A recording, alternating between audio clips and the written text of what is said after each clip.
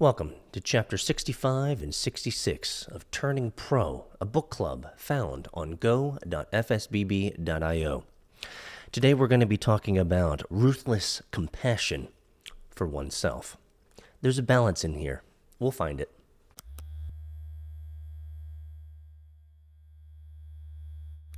The professional is ruthless with himself.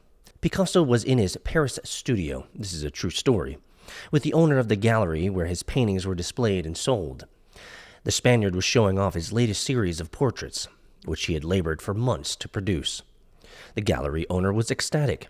He couldn't wait to get these brilliant new works into the gallery and start selling them. Suddenly, Picasso seized a palette knife and strode into the first painting. To the gallery owner's horror, Picasso slashed the canvas from end to end.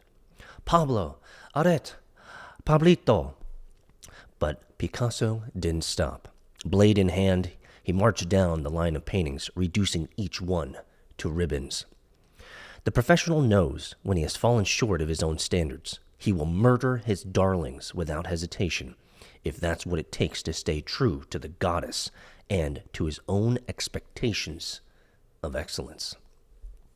Man, I'm actually going through this right now with a site that I'm building out. Sometimes it's better to just scrap it all and start all over because you know, and you've been here before, that your second and third iteration are always far better anyway.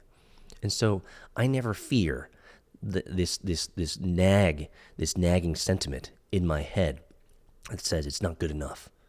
Whenever that happens, I'm willing to tear it to shreds and start over. And I think the professional truly is always willing to take that option, even though it's frustrating, right? You've put in all that work.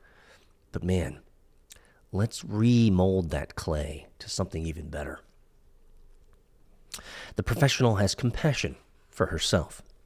I got a chance a few years ago to watch a famous trainer work with his thoroughbreds. I'd imagined that the process would be something hardcore like Navy SEAL training. To my surprise, the sessions were more like play.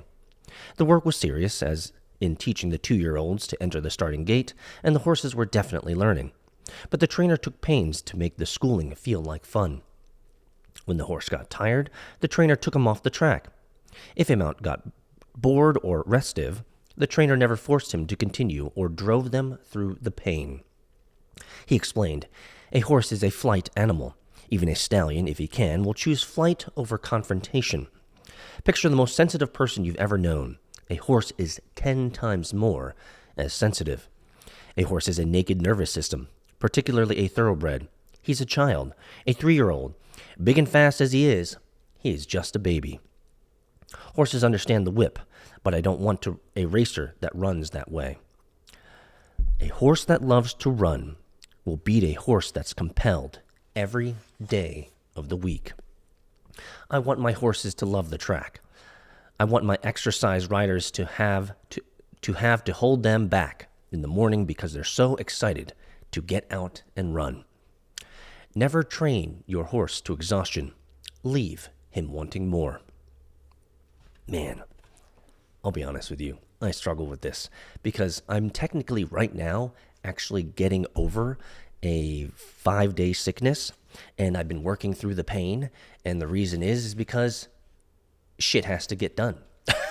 I mean, things have to get done. And so this right here, having compassion on myself, is actually one of my biggest struggles. And it's not that I don't love myself. I love myself a lot. I love the work that I do. I love the people I work with. I love the purpose-filled work that I'm doing. I love it.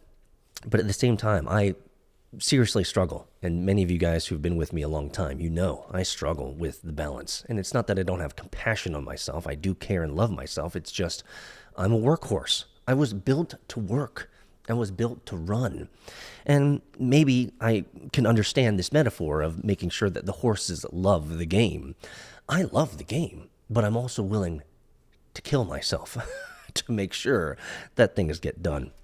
And so I think there's a balance in here, right? There's a balance between getting stuff done and being ruthless with yourself with the quality that you know that you can produce and the work effort that you are able to do. But at the same time, not overwork yourself so you invariably end up hating that which you do, which was a passion, was a joy, is now become a hateful thing because you've worked yourself to the bone. So, there's balance in here. A couple questions for all of you guys out there. The professional knows when he has fallen short of his own standards. The professional also knows when we need rest. So, question number 1 for y'all today. Do you have an uncompromising standard for yourself?